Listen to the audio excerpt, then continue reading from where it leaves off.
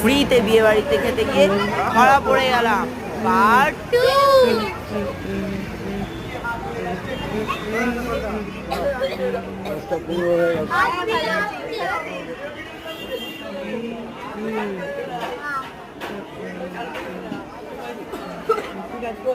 দাদা জানা আরে এই বলছি ছাগল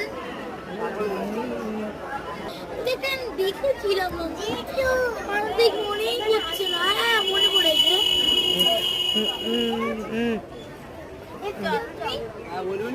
বলছি যে আপনাকে কোথায় একটা দেখেছিলাম। আপনি তো এই লোকটা না যে আমাদের একজন জিজ্ঞেস করেছিলাম বরের নাম আর বইয়ের নাম।